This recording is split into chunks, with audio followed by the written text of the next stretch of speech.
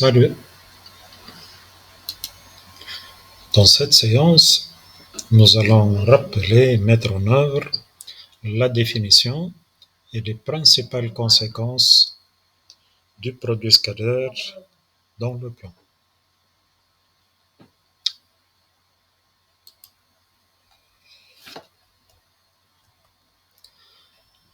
Commençons par la définition. Définition, soit U et V, deux vecteurs du plan, U égale à OA et V égale à OB. U scalaire V est le réel défini comme suit. Il y a deux cas comme nous allons voir. Si et UV sont tous non nuls, donc U différent du vecteur nul et V différent du vecteur nul, alors U scalaire V égale A fois OB fois cosinus A OB. Voilà. Donc, lorsque U n'est pas nul, on voit la demi-droite au A. Lorsque V n'est pas un vecteur nul, il y aura la demi-droite au B, donc il y aura l'angle géométrique entre les deux demi-droites. Essayons de faire une petite figure. Voilà le point O, voilà le point A, donc le vecteur A, le vecteur OB qui est égal à B, angle géométrique entre les deux. Si cependant l'un des vecteurs est nul, alors U scalaire V égale à 0. Donc lorsque l'un ou l'autre des deux vecteurs est nul, alors U scalaire V égale 0. Donc retenons que vecteur nul scalaire n'importe quel vecteur, ça fait 0. Là. Les propriétés, soit U et W des vecteurs du plan. On a besoin des propriétés lors du calcul parce que parfois la définition ne suffit pas. Comme vous le remarquez, la définition contient combien d'éléments dans cette égalité? U scalaire V, le produit scalaire, la distance A, la distance B et cosinus A ou B. Donc, pour calculer le produit scalaire, on a besoin de ces trois éléments pour pouvoir faire le calcul. Parfois, il n'est pas facile de les voir, ces trois éléments, donc on préfère utiliser les conséquences et les propriétés qu'on va voir dans ce cours pour faire le calcul. Voilà. Donc, parmi les propriétés, si U, V et W sont des vecteurs du plan, U scalaire V égale à V scalaire U. Donc, changer l'ordre des vecteurs ne change pas la valeur du produit scalaire. Ensuite, pour tout réel alpha et bêta, parfois le vecteur U se présente comme multiplication d'un vecteur par un réel. Le deuxième peut l'être aussi. Alors, on va se mettre dans la situation où U est multiplié par alpha, donc ça donne un premier vecteur scalaire, V multiplié par un réel bêta, un deuxième vecteur. Donc, pour simplifier le calcul, surtout lorsqu'on connaît U scalaire V, on a le droit de faire sortir les réels alpha et bêta, donc ça devient alpha fois bêta fois U scalaire V. Voilà. Maintenant, une autre propriété très importante, c'est que U scalaire une somme de vecteurs, donc parfois dans les exercices, l'un des deux vecteurs se présente comme étant une somme de deux vecteurs. Donc, on pourrait développer, c'est ce que dit cette propriété. Donc, U scalaire V plus W, ça fait U scalaire V plus U scalaire W. Donc, de gauche à droite, c'est un développement. De droite à gauche, c'est une factorisation. Donc, c'est comme la multiplication et l'addition des nombres réels, ce qui facilite la tâche de retenir cette propriété. Même s'il y a moins, en utilisant en même temps les deux propriétés, nous obtenons U scalaire V moins W égale à U scalaire V moins U scalaire W. Voilà. Les conséquences maintenant de ces propriétés. Une première conséquence, U plus V le tout au carré. Donc on a vu qu'on peut développer comme les nombres entre le produit scalaire et plus ou moins. Donc on aura cette égalité facilement. U plus V scalaire U plus V, c'est ce que veut dire ce carré, est égal U scalaire E c'est U au carré, donc c'est la norme de U au carré, plus 2U scalaire V. 2U scalaire V. Voilà. Plus V au carré. V au carré, c'est-à-dire V scalaire V, ce qui fait norme de V au carré. Voilà. Donc l'autre conséquence, le moins. U moins V le tout au carré égale U carré moins 2. Attention, c'est U scalaire V. C'est pas fois, hein. Voilà. Parfois, quand on développe ce produit, on commet l'erreur suivante en écrivant que c'est distance AB fois distance CD. Or, c'est faux. Il faut écrire vecteur AB scalaire CD. C'est un scalaire. Ce n'est pas un produit de distance. Comme on avait fait la définition, le produit scalaire, c'est produit de distance fois cosinus de l'angle. Ce n'est pas seulement le produit de distance. Donc, faites attention. Ici, c'est un scalaire. Ici, c'est un scalaire entre vecteurs. Voilà. Pour V au carré, c'est la norme de V au carré. Voilà. On passe alors à la dernière conséquence qui nous rappelle un petit peu le troisième produit remarquable du réel, c'est que U scalaire E moins V scalaire E s'écrit aussi U plus V scalaire U moins V. Voilà.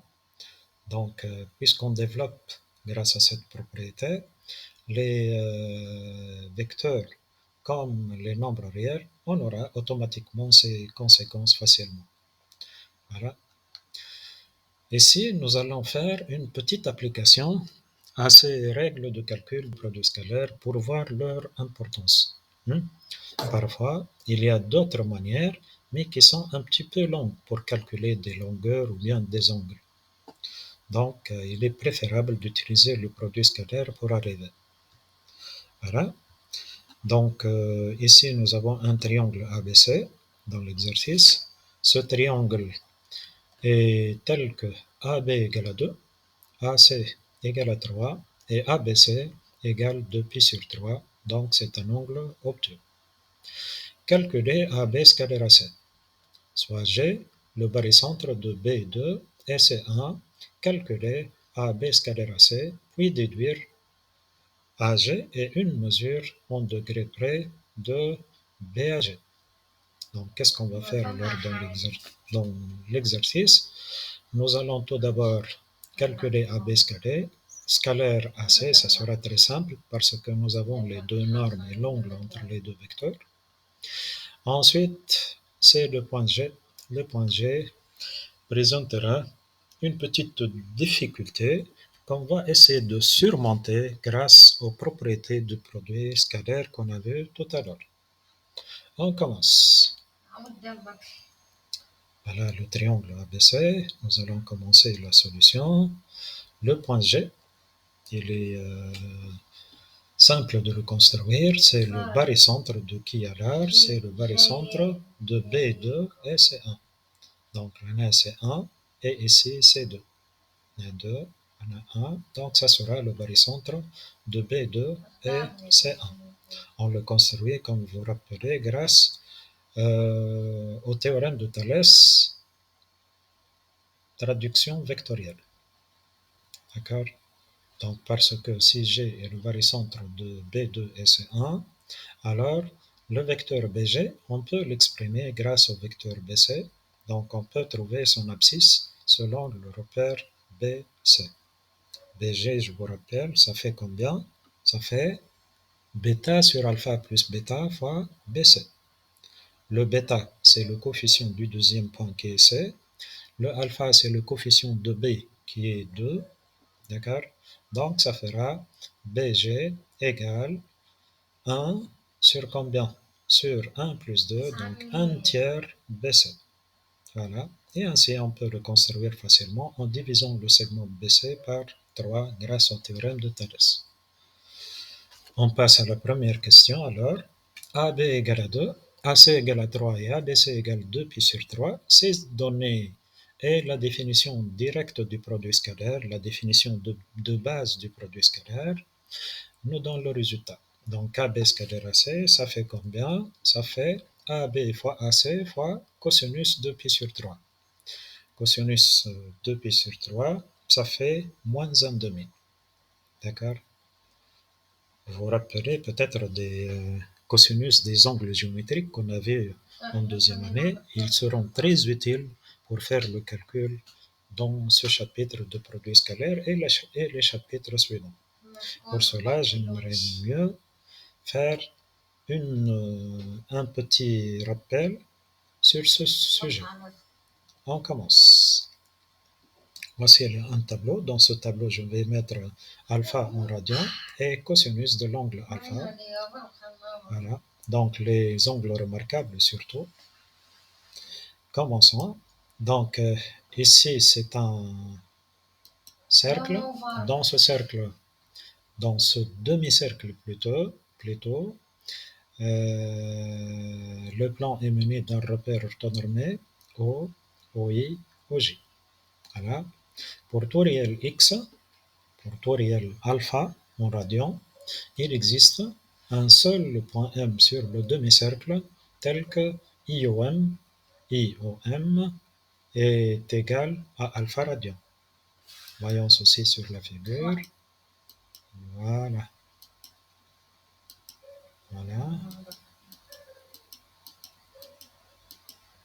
Voilà l'angle. Voilà. Donc c'est cet angle-là alors qui mesure alpha radian. Et ici le point M tel que IOM est égal à alpha radian. Eh bien, vous vous rappelez de la définition du cosinus alpha. Le cosinus alpha, c'est tout simplement l'abscisse du point M. Donc, le voilà sur la figure. C'est l'abscisse du point M. Donc, lorsqu'on fait varier le point M ici sur la figure, voilà, le cosinus alpha, il va décrire quel intervalle. Donc, ici M est en I, donc IOM vaut 0. Ici M est en pi, et on y prime le symétrique de I par rapport à O, donc l'angle alpha vaut pi radian. Donc, lorsque alpha varie de 0 jusqu'à pi, comme toutes les mesures des angles géométriques, alors il a son cosinus et on peut le voir sur la figure, c'est l'abscisse du point M tel que IOM est égal à alpha radian. Voilà. Entre 0 et pi sur 2, cette abscisse, comme vous le remarquez, il est positif lorsque M est entre I et J. Cependant, lorsque notre angle dépasse pi sur 2, donc M sera dans l'arc de gauche, l'arc J est prime, dans ce cas, le cosinus sera négatif. Voilà. Et lorsque M est en J, l'angle est maintenant un angle droit, alors dans ce cas, le cosinus vaut 0. Voilà. Essayons de voir maintenant les valeurs particulières de cosinus alpha. Donc voilà sur le tableau alpha et dans la ligne suivante, nous allons inscrire son cosinus. L'unité est le radian. Donc commençons par M en I. Donc dans ce cas, alpha c'est égal à 0. Et donc cosinus de 0 c'est l'abscisse de I, c'est-à-dire 1. Ensuite, lorsque M est là un petit peu, c'est pi sur 6 ou bien 30 degrés, alors dans ce cas, pi sur 6 alpha, donc le cosinus, vous vous rappelez, c'est racine de 3 sur 2. Voilà. Ensuite, une autre valeur particulière, c'est pi sur 4. Pi sur 4. Pi sur 4. Voilà. Dans ce cas, que va valoir cosinus alpha? Eh bien, dans ce cas, il y aura un carré, donc c'est ce carré-là, et ce rayon sera une diagonale. Donc le côté du carré, c'est lui qui est égal à cosinus alpha. Il sera égal alors à racine carrée de 2 sur 2. Donc lorsque alpha égale à pi sur 4, cosinus alpha égale racine carrée de 2 sur 2. Augmentons un petit peu. Lorsque alpha est égal à pi sur 3. C'est un petit peu là. Dans ce cas, qu'est-ce qui va se passer? Ce triangle sera OIM sera équilatéral parce que si c'est pi sur 3 radians, c'est-à-dire 60 degrés, et il isocèle le triangle, car OI égale OM égale rien, est égal à 1. Donc, ici, le cos alpha le cos alpha, ça sera l'abscisse du milieu de O et I, c'est-à-dire 1 demi, comme on va le voir dans le tableau. Donc, question de le voir sur le tableau. Lorsque alpha égale à pi sur 3, cosinus alpha égale 1 demi. Il reste deux autres valeurs particulières alors. Lorsque alpha égale à pi sur 2, donc 1 moins j, c'est un angle droit, et retenez que le cosinus des angles droits valent le 0, hein, c'est l'abscisse du point j, donc c'est 0, comme on va le voir sur la figure, voilà. Donc le cos alpha ici, il est égal à 0. Ensuite, il ne reste que la seule valeur particulière qui est pi. Voilà. Voilà. Donc, pour cosinus pi, c'est moins 1. Voilà. Comme vous le remarquez, on n'a pas pris les valeurs qui existent dans cet arc. Yani, lorsque alpha est obtus, ou bien lorsque alpha est entre pi sur 2 et pi. Pourquoi on n'a pas mentionné ces valeurs? Parce qu'on peut les déduire des autres valeurs. D'accord? Donc, lorsque M est ici, sont symétriques par rapport à l'axe des ordonnées, il sera là. D'accord? Et l'angle entre OI et OM' symétrique de M, ça sera le supplémentaire de l'angle IOM, يعني de l'angle alpha. Alors, إذا هذا alpha, ici on va obtenir pi moins alpha. Et nous avons la fameuse formule, lorsque deux angles sont supplémentaires, leurs cosinus sont opposés, comme vous voyez sur la figure. Ici c'est M, ici c'est son symétrique. D'accord? Donc là, on va trouver que cos pi moins alpha est égal à combien? C'est moins cosinus alpha. C'est moins cosinus alpha. Voilà, comme par exemple l'angle 2π sur 3. 2π sur 3, c'est un petit peu là. C'est là, ce 2π sur 3. Donc, si c'est 2π sur 3, alors le symétrique de M ici va nous donner exactement un angle égal à π sur 3. 2π sur 3 plus π sur 3, ça fait π. Ils sont supplémentaires. Alors, leurs cosinus sont opposés. Et nous avons cos π sur 3 égale à 1 demi. Alors, cosinus de π sur 3 va être égal à l'opposé, donc moins 1 demi. Voilà. Revenons maintenant à nos calculs. On a laissé le calcul en AB scalaire AC égale distance AB fois distance AC fois cosinus de π sur 3. Voilà. Cosinus de π sur 3. Ça fait alors 3, qui est la distance AC, fois 2, qui est la distance AB, fois cosinus de π sur 3, qui, comme on s'est mis d'accord, égale à moins 1 demi. Ce qui fait, enfin, AB scalaire AC égale moins 3. Voilà. Ce produit scalaire est négatif. Ceci est dû au fait que l'angle entre les deux vecteurs est obtus, c'est-à-dire que son cosinus est négatif. Voilà. On passe alors AB égale à 2, AC égale à 3 et ABC égale 2π sur 3. Ce sont les données. Et on nous demande maintenant de faire quoi? De calculer AB scalaire AG. Là, le vecteur AB, on a toutes les informations qui concernent le vecteur AB. Cependant, sur le vecteur AG, on a peu d'informations. On a seulement le fait que G est le barycentre des points pondérés B2 et C1. Donc, on ne peut pas directement utiliser la définition de base et pour calculer AB scalaire AG. On n'a pas, par exemple, la norme de AG. On n'a pas l'angle que fait le vecteur AB avec le vecteur AG. Déjà, on a demandé une valeur approchée de cet angle à la fin de l'exercice. Alors, qu'est-ce qu'on devrait faire? La puissance des vecteurs, c'est qu'ils s'écrivent facilement de plusieurs manières. Donc, la relation de Chasles, par exemple, produit d'un vecteur par un réel, etc. Donc, pour notre cas, vu que G est le barycentre de B ou C, nous allons essayer d'écrire le vecteur AG à l'aide des vecteurs qu'on connaît, c'est-à-dire les vecteurs AB et AC. D'accord? Surtout qu'on a calculé AB scalaire AC.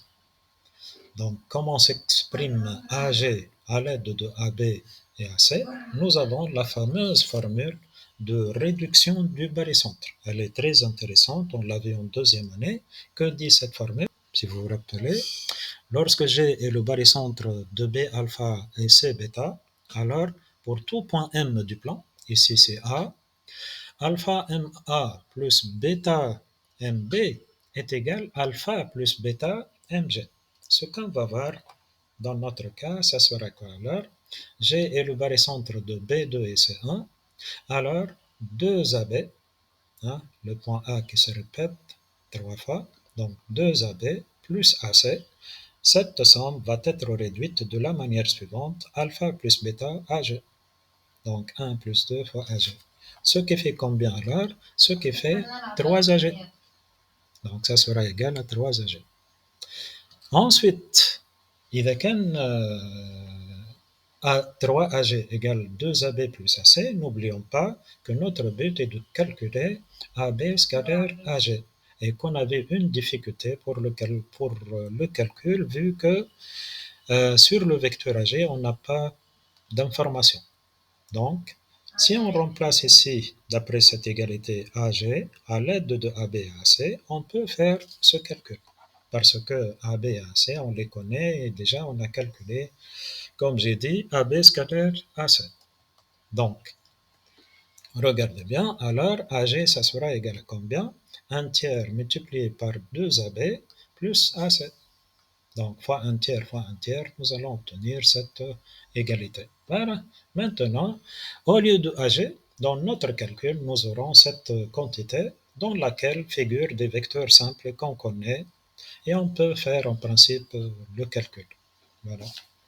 Donc, que va être AB scalaire AG? Voyons, AG scalaire AB, pour que le 1 tiers soit au début, c'est mieux qu'il soit à la fin. Donc, on a commencé par AG. 1 tiers multiplié par 2AB plus AC scalaire AB, voilà, vient maintenant les règles de calcul du produit scalaire, les conséquences qu'on avait tout à l'heure, et pour cela qu'ils sont très importants. Essayons de compléter en développant alors comme les nombres, donc ça sera égal à quoi? 2AB scalaire AB fois 1 tiers, n'oublions pas, donc ça sera 2 tiers vecteur AB scalaire lui-même, ou bien norme de AB au carré. Voilà. Plus AC scalaire AB, et n'oublions pas le 1 tiers au début, donc ça sera 1 tiers AC scalaire AB. Donc, quelle formule nous avons utilisée dans ce développement? On a utilisé deux formules en même temps. La formule qui dit que alpha U scalaire V, alpha avec E, entre parenthèses scalaire V, on peut faire sortir le alpha, ou bien on peut le faire rentrer dans le calcul. Et ensuite, nous avons aussi la formule de développement U plus V scalaire W égale U scalaire W plus V scalaire W. Voilà. On passe alors maintenant au calcul. Nous avons AB égale 2, donc ça sera 2 au carré. Hein? Ça sera 8 tiers alors là, plus 1 tiers AC scalaire AB. Combien on a trouvé concernant AC scalaire AB? C'est égal, vous vous rappelez? AC scalaire AB, combien on a trouvé pour ce produit scalaire? Voilà, c'est moins 3. C'est moins 3. Voilà, c'est moins 3. Donc on remplace AC scalaire AB par moins 3 et on complète le calcul. Nous allons trouver que c'est exactement 5 tiers. Pourquoi le résultat est positif? Essayons à chaque fois de vérifier le calcul. Voilà. AG scalaire AB égale à 5 tiers. Pourquoi il est positif? Parce que l'angle entre AG et AB, le voilà sur la figure, AG, AB, c'est un angle, c'est un petit angle. Donc il est comment cet angle-là? Alors, c'est un angle qui est comment? Qui est aigu. Donc son cosinus est positif, c'est pour cela que le produit scalaire est égal à un réel positif. On passe à l'autre question. On nous demande maintenant de calculer la distance AJ. La distance AJ. Eh bien, lorsque nous avons à calculer une distance un petit peu ambiguë, hein, on essaie, au lieu de calculer AG, on calcule AG carré. Pourquoi? Parce que la distance AG, on ne peut pas faire fonctionner cette distance en intercalant des points. Vous savez que distance et relation de Charles ne marchent pas. Relation de Charles, elle est propre pour les vecteurs. Donc, au lieu de la distance AG au carré, nous allons écrire vecteur AG, scalaire vecteur AG. Hein? Et ça devient des vecteurs. Et lorsqu'on aura des vecteurs, on peut les modéliser un petit peu comme on peut.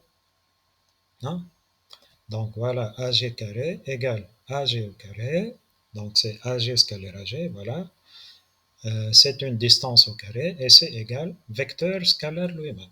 Maintenant, pour le vecteur, on sait tout faire. À quoi est égal AG? C'est 1 tiers multiplié par 2AB plus AC. Donc AC au carré, ça sera le carré. Donc 1 tiers au carré multiplié par le carré scalaire 2AB plus AC. En développant, nous allons obtenir 1 neuvième multiplié par 2 au carré AB scalaire AB, donc 4AB au carré, sans flèche. C'est kiff vecteur AB au carré ou bien distance AB au carré, plus 4 AB scalaire AC. 4 AB scalaire AC. Le 4, c'est 2 AB du produit remarquable, et ce 2, donc ça fait 4. Plus le deuxième vecteur scalaire lui-même, ou bien sa norme au carré. Voilà. Maintenant, ça y est, on peut faire ce petit calcul. La distance AB, on l'a. Le produit scalaire de AB et AC, on a dit que c'est égal à moins 3. Et AC au carré, nous savons que AC égale à 3. Donc, comment va devenir cette expression? Ça va devenir 16. Voilà, ça a été 4b carré plus 4, etc. Donc, ça sera 16 plus 4 fois moins 3 plus 9. Voilà, le moins 3, c'est le produit scalaire. Le 9, c'est AC au carré. Et le 16, c'est 4 AB au carré. 4 fois 4, ça fait 16. On passe maintenant au reste du calcul. Ça fait 13 neuvièmes. AG au carré égale à 13 neuvièmes. C'est une distance positive. Alors, AG égale racine carrée de 13 divisé par racine carrée de 9 qui est 3. Voilà. Donc, AG égale racine carrée de 13 divisé par 3. Maintenant, comment va-t-on utiliser